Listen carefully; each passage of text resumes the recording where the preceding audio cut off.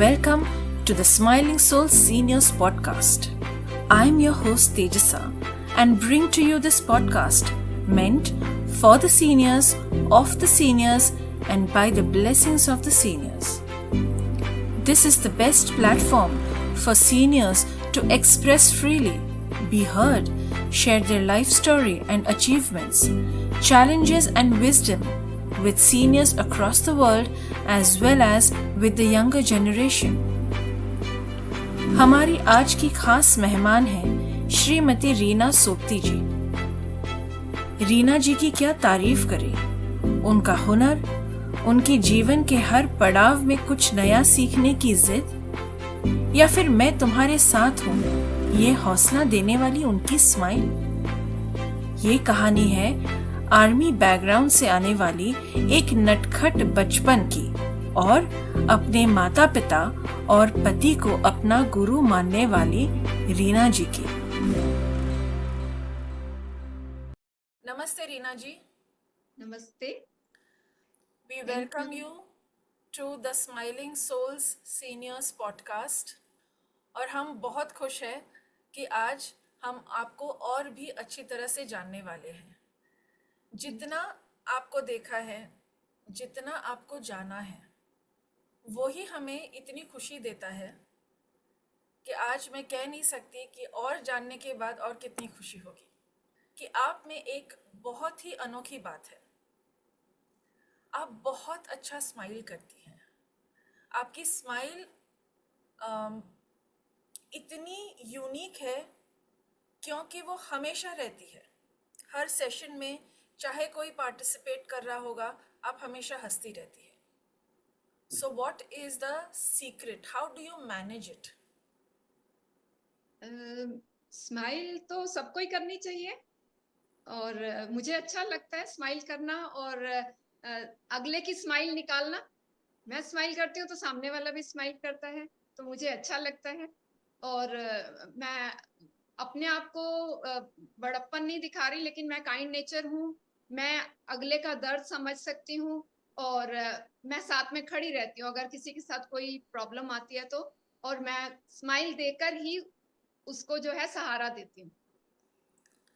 ये बहुत अच्छी बात कही आपने कि हर एक को स्माइल करना चाहिए, पर वो होता नहीं है क्योंकि हर एक दिन एक जैसा नहीं होता। तो आपके जब लो डेज होते हैं कि आप थोड़ा सा लो फील कर रही होती हैं, तब आप अपने आप को क्या कहती हैं और तब आप कैसे स्माइल कर पाती हैं? आप मुझे एक रीना समझ रहे हो ना? मैं एक रीना नहीं हूँ, मैं दो रीना हूँ। रीना वर्सेस रीना।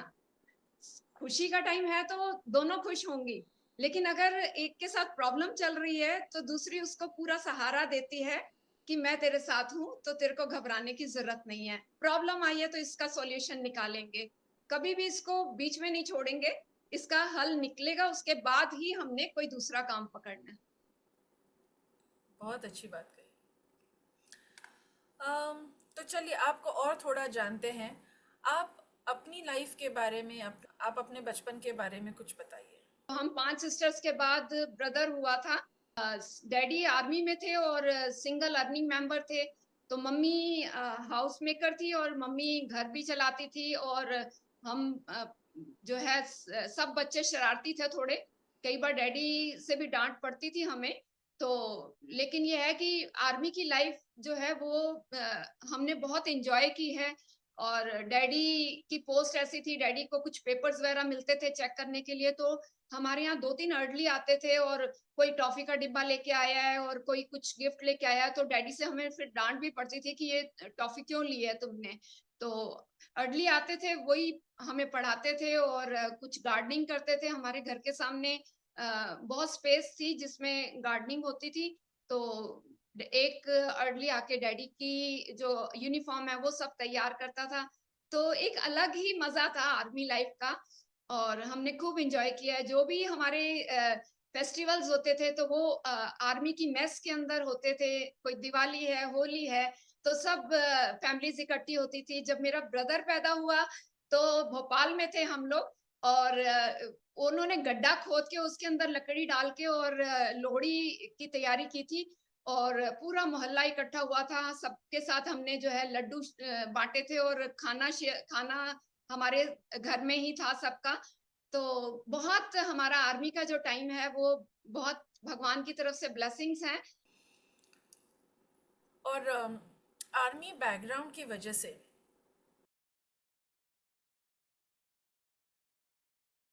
आपकी ज़िंदगी पर कोई इम्पैक्ट रहा, या कोई आपकी आदतें बदली, या वो अभी तक है, ऐसा कुछ?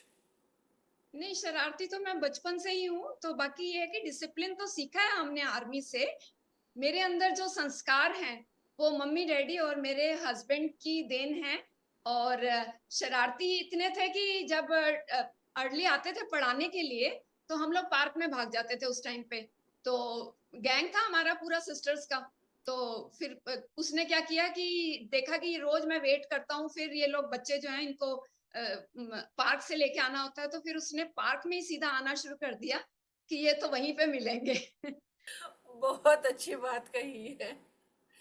सो क्या इसे ही मैं आपके बचपन की सबसे चेरिश्ड मेमोरी समझूं? आपका भाग जाना और आपका पकड़े जाना इस तरह से? साल में एक बार डैडी को गुस्सा आता था तो मम्मी मतलब इतना वो प्रोवोक कर देती थी कि तो पहले तो एक बार मुर्गा बना देते थे घर के बरामदे में, और फिर उसके बाद फिर एक एक करके बुलाते थे और एक एक करके पिटाई करते थे। तो मैं 4th नंबर पे थी। तो मेरी जब तक बारी आती थी मैं दरवाजे के पीछे छुप के देखती रहती थी कि पिटाई हो रही है। तो जब मेरा नंबर आता था मैं भाग जाती थी घर से बाहर। फिर डैडी पीछे पीछे और आगे आगे मैं। और डैडी फिर मैं जब बड़ी हो गई तब भी उन्होंने ये सबको ये बताना बंद नहीं किया कि ये बहुत तेज भागती थी। इसका मैं पीछा करता था लेकिन मैं इसको पकड़ नहीं पाता था। और एक और मैं बात कहना चाहती हूँ, जब 71 की वॉर हुई थी तो ब्रदर मेरा 1 डेढ़ साल का था। तो हम लोग पठानकोट में थे। तो उस वक्त जो है मोर्चों में सोना पड़ता था और थोड़ा सा टफ हो गई थी लाइफ। फिर डैडी ने जब देखा कि थोड़ा सर्कमस्टांसेस ऐसे हैं कि फैमिली के साथ यहाँ नहीं रहा जा सकता, तो फिर हम लोगों को दिल्ली की ट्रेन में बिठा दिया था और डैडी वहीं रहे थे। और हमारे घर से ही मतलब एरोप्लेन वगैरह निकलते थे तो बहुत तेज आवाजें आती थी और बम्बारमेंट की आवाजें आती थी। स्कूल में हमें बहुत छोटे थे हम लोग, स्कूल में भी हमें यही इंस्ट्रक्शन मिलती थी कि जैसे ही अगर कुछ जहाज आता है तो आप लोग घर से निकल के और बरामदे में आके और दीवार के साथ सट के खड़े हो जाओ। तो वो टफ टाइम था क्योंकि कुछ भी हम आग वगैरह नहीं जला सकते थे। और जो हमारे खिड़कियां थी वो सब काले पेंट किया हुआ था उसके ऊपर। तो डैडी जाते थे, स्टोव जलाया और जल्दी से चावल बनाए उसमें। कभी कभी तो ऐसा होता था कि नमक भी नहीं डाला, कुछ नहीं, और कच्चे पक्के चावल हम लोग को खाने को मिलते थे। तो बाप रे! मतलब आर्मी वालों की भी ज़िंदगी, हम कहते हैं कि बहुत मज़े की होती है, बहुत अच्छी होती है, पर ये सब सुनने के बाद लगता है कि आपकी भी लाइफ कुछ कम टफ नहीं रही होगी, और फिर भी आप ये सब दोहराते हुए आप मुस्कुरा रही हैं। वेरी डैडी ने नाइस। एक मंदिर भी बनाया था भोपाल में, और डैडी जहां से भी निकलते थे डैडी को सैल्यूट पड़ता था। तो बड़ा अच्छा लगता था वो टाइम भी।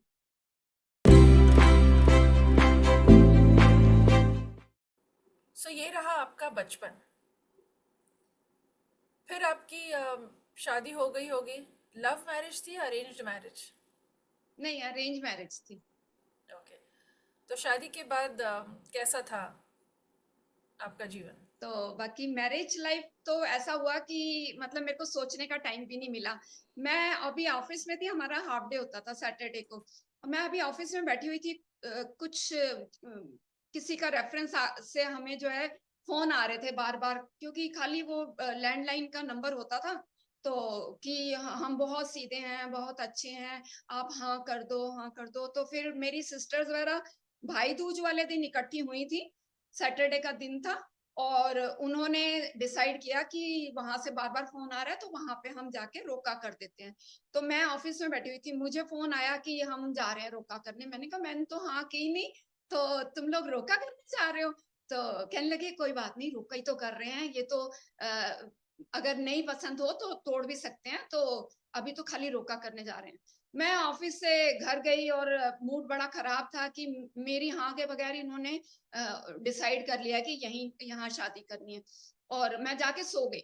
और जैसे ही मैं मतलब नींद खुली तो फोन आया था वहां से, सिस्टर वगैरह आ गई और कहने लगी कि वो 1 घंटे में ना आ रहे हैं, क्योंकि 20 अक्टूबर था, भाई दूज का दिन था। तो कहने लगे कि वो आ रहे हैं क्योंकि कल से तारा डूब रहा है।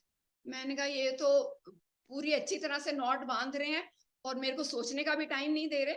फिर एक सिस्टर ने मेरी साड़ी प्रेस की, एक मेरे को बाथरूम में लेके गई कि जा गर्म पानी कर दिया, आप नहा ले। और फिर ब्यूटी पार्लर लेके गए, मेरे को सजाया धजाया। और 1 घंटे बाद उन्होंने आना था, तो उतने में उन्होंने मेरे को बिल्कुल तैयार कर दिया। तो बस ऐसे हमारा रोका हुआ, और उसके बाद भी उन्होंने सोचने का टाइम नहीं दिया। 1.25 महीने के अंदर उन्होंने शादी की भी डेट निकाल ली। तो चट मंगनी पट शादी और अरेंज मैरिज।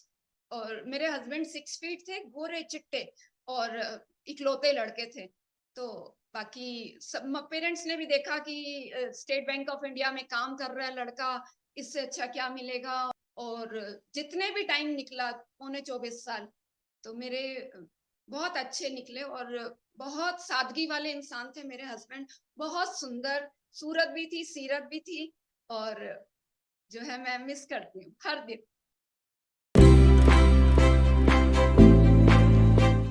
रुख बदलते हैं। आपका जो सफ़र द स्माइलिंग सोल्स के साथ रहा है, भले छोटा सा ही हो, लेकिन आपने क्या अनुभव किया है? आपको कैसा महसूस हुआ? क्या अलग हुआ? थोड़ी स्माइल बढ़ गई और थोड़ा अपनापन अच्छा लगा। और कुछ लोग मेरे व्हाट्सएप पे भी आ गए, तो मुझे लगा कि हाँ, मेरे में कुछ बात होगी। और लेकिन जो है, जब मैं देखती हूँ कि स्माइलिंग सोल में डॉक्टर भी हैं और बहुत विद्वान लोग हैं, एक्टर भी हैं, तो मैं कोशिश होती है मेरी कि मैं कुछ भी मिस ना करूं। कई बार तो आंख खुलती है और देखती हूँ टाइम, अरे टाइम हो गया, तो और एकदम से फिर ज्वाइन कर लेती हूँ। तो बाकी बहुत अच्छे लोग हैं सब लोग। और मैं अपना जो परिवार है स्माइलिंग सोल का, उनके लिए कुछ कहना चाहती हूँ।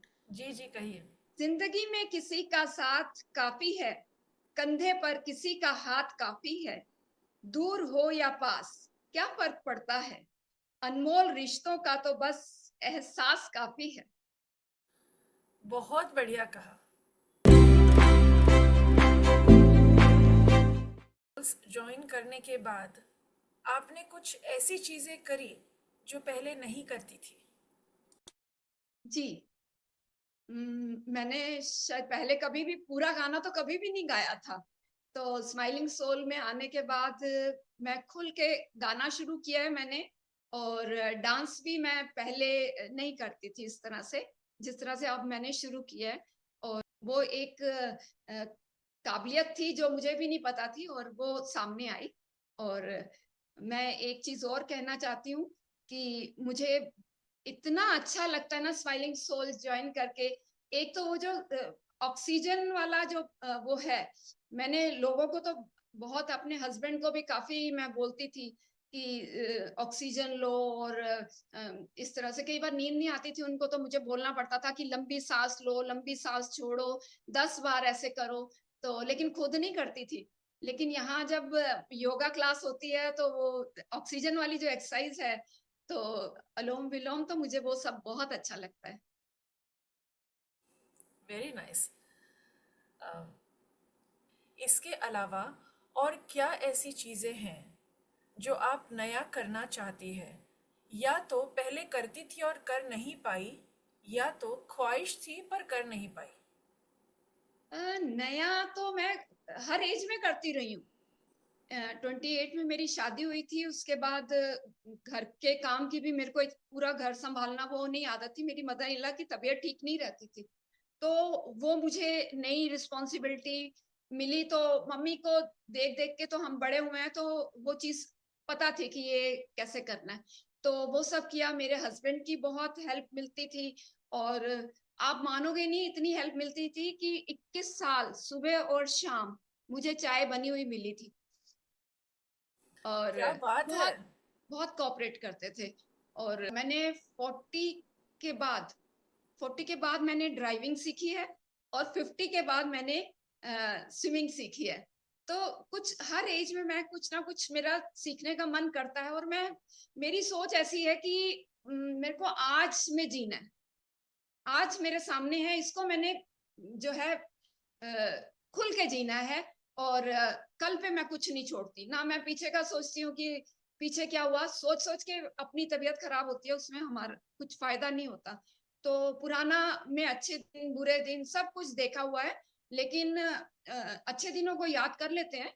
बाकी जो है ना, मैं फ्यूचर का सोचती हूँ और प्लानिंग करती हूँ, लिस्ट बनाती हूँ काम की, फिर जो कर लिया उस पे टिक करते जाती हूँ। फिर नया दिन, फिर नए चैलेंजेस और भगवान का शुक्रिया करके और फिर दिन की शुरुआत करती हूँ। भगवान की तरफ से जो मिला है मुझे, वो इतना है कि शायद लोगों की ख्वाहिश होती है इतने की। और मैंने मेरा अगला बहुत मेहनत सवाल की है। यही है। मैंने अपनी जो है मम्मी को देखा था कि मम्मी ने 6 जनों को पाला और साथ में सिंगल हैंडेड डैडी कमाने वाले थे, और उसमें भी उन्होंने जो है एक भाई बहनों से थोड़ा सा पैसे लेके और एक मकान भी बनाया था कालका जी में। तो फिर उनके वापस चुकाने थे पैसे, तो मैंने देखा कि मुझे लगा कि ये मम्मी कर सकते हैं तो हम क्यों नहीं कर सकते। तो विद गॉड ब्लेसिंग मेरे 2 घर हैं देहरादून में और एक घर मेरा नोएडा में है। बहुत खूब। मेरा अगला सवाल थोड़ा सा इसी विषय पर है कि आप जब अपनी ज़िंदगी को देखती है पीछे मुड़कर, वो कौन सी चीज़ें हैं जिनके लिए आप भगवान से सबसे ज़्यादा शुक्रगुजार है? मेरा परिवार, मेरे मम्मी डैडी, मेरे हस्बैंड जिनसे मैंने इतना कुछ सीखा है, मेरे भाई बहन जो मेरे लिए लड़ते भी हैं लेकिन खड़े भी होते हैं। लड़ाकी तो मैं हूँ, मैं ज्यादा लड़ती हूँ तो वो लोग मेरे लिए हमेशा खड़े रहते हैं। उनको मेरी फिक्र होती है कि मेरे को कुछ दुख ना हो। तो सब, एक सिस्टर यूएसए में भी है, तो उसको भी मेरी बहुत चिंता होती है। और मेरे लिए जो मेरे भाई बहन कर सकते हैं वो लोग करते हैं। और विद गॉड ब्लेसिंग मुझे बहुत अच्छा फ्रेंड सर्कल मिला हुआ है कि जब मेरी जॉब स्टार्ट हुई थी 39 इयर्स बैक, तो जो मेरी तब फ्रेंड बनी थी वो अभी तक मेरी फ्रेंड है। उसके बर्थडे पे, उसकी मैरिज एनिवर्सरी पे, उसके बच्चों के बर्थडे पे हम एक दूसरे को विश करते हैं और एक दूसरे से जुड़े हुए हैं। और मेरी 37 इयर्स की जॉब में मैंने 25-30 फ्रेंड्स तो बना ही ली हैं, जो अच्छी क्लोज फ्रेंड्स हैं। परिवार मेरे लिए बहुत इम्पोर्टेंट है। Very nice. शायद बड़ा परिवार होने का यही सबसे बड़ा फायदा है कि एक से अनबन हुई तो बाकी सब है संभालने के लिए और सब हाँ। कुछ ठीक ठाक करने के लिए। आपने अभी थोड़ी देर पहले कहा कि आपने अपने हस्बैंड से बहुत कुछ सीखा, तो कुछ सीख जो आपने उनसे पाई वो क्या है? झूठ मत बोलो, और किसी की भी हेल्प करनी है तो वो तैयार रहते थे। चाहे अपनी कुछ प्रॉब्लम भी चल रही है तो भी वो, कोई भी आ जाता था बैंक का काम लेके तो वो तैयार रहते थे कि हाँ मैंने करना। ऑफिस में भी कोई बैंक में आ गया तो अपने काम छोड़ के उनका काम देखते थे। और बाकी तो बहुत सारी क्वालिटीज हैं। और मैं अगर ये कहूँ कि वो भगवान का रूप थे तो गलत नहीं होगा। बहुत साफ दिल के थे, मेरे ख्याल सोचते भी नहीं होंगे किसी के बारे में बुरा, वो इतने अच्छे थे। Very very nice. आपने अभी जो कहा वो एक्चुअली दिल को छू गया।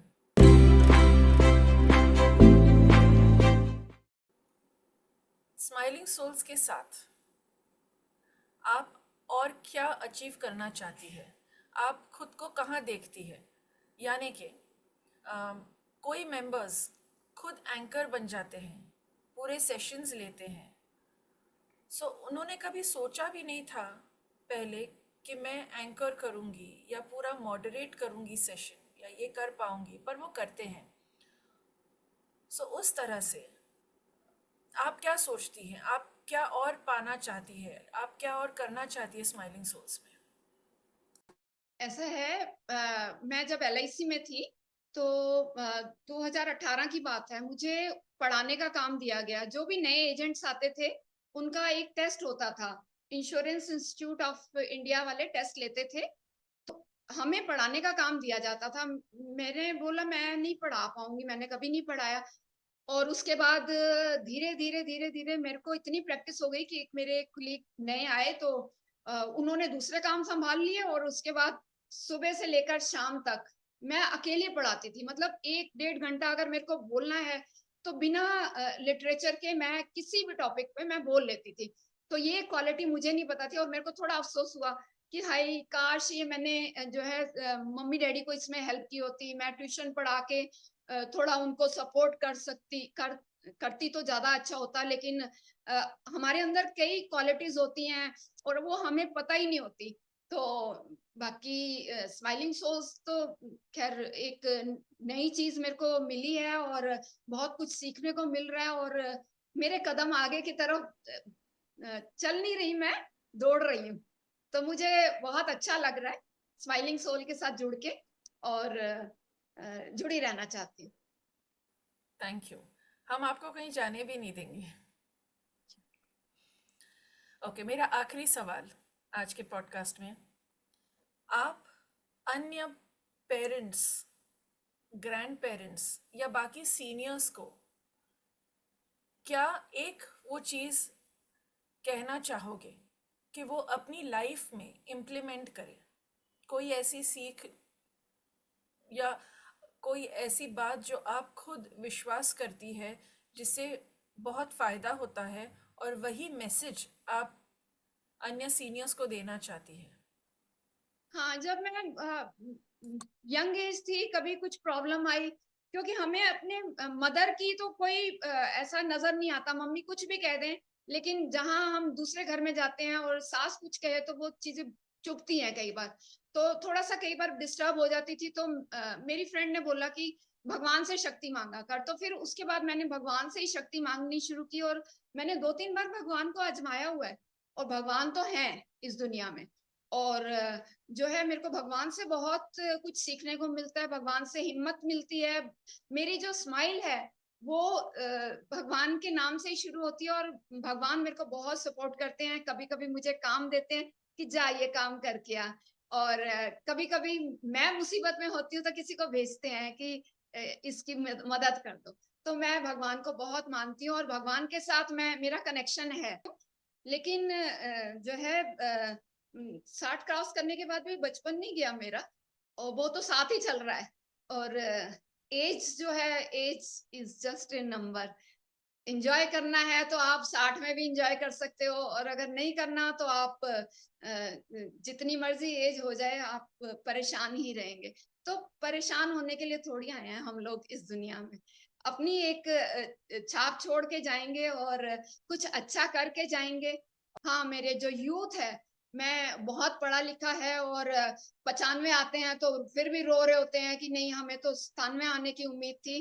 तो मैं उनको यही कहना चाहती हूँ कि आपकी मास्टरी है कंप्यूटर में, मोबाइल में, आपको हर ऐप के बारे में सब कुछ पता है, लेकिन इसका यूज़ जो है उतना ही करो जितना कि जायज़ है। ज़्यादा यूज़ करोगे तो जैसे खाने का कहते हैं कि आप खाने के लिए जी रहे हो या जीने के लिए खा रहे हो, उसी तरह मोबाइल के ऊपर भी यही लागू होता है कि आप मोबाइल को यूज़ करो लेकिन अपने हिसाब से। ये नहीं कि बिल्कुल टक, टक, टक, टक, टक 24 घंटे बीत गए और आप रात में भी अंधेरे में मोबाइल लेकर बैठे हुए हो और आप तरक्की करो।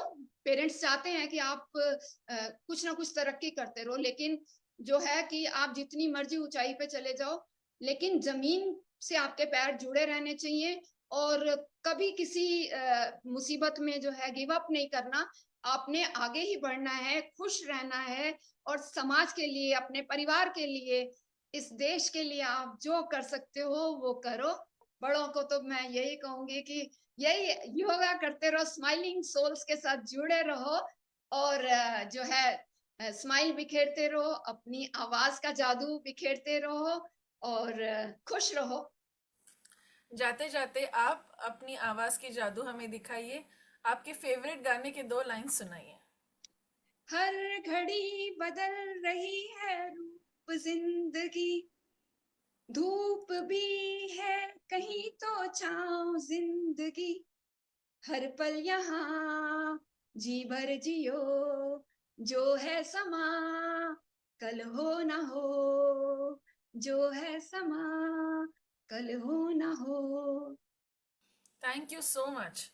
आपसे आज बातें करते और आपको आज जानकर और भी ज़्यादा खुशी हुई है हमें।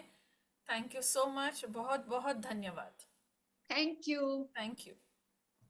ये थी रीना जी की कहानी, उनकी जुबानी। दुनिया भर के सारे श्रोताओं और दर्शकों को हमारा दिल से धन्यवाद। कहानी पसंद आई तो इस एपिसोड को और हमारे चैनल को लाइक करिए, शेयर करिए, सब्सक्राइब करिए। इंतजार करिए हमारे अगले सीनियर सेलिब्रिटी का, जिनको आप देखेंगे और सुनेंगे सिर्फ the smiling souls seniors podcast channel पर।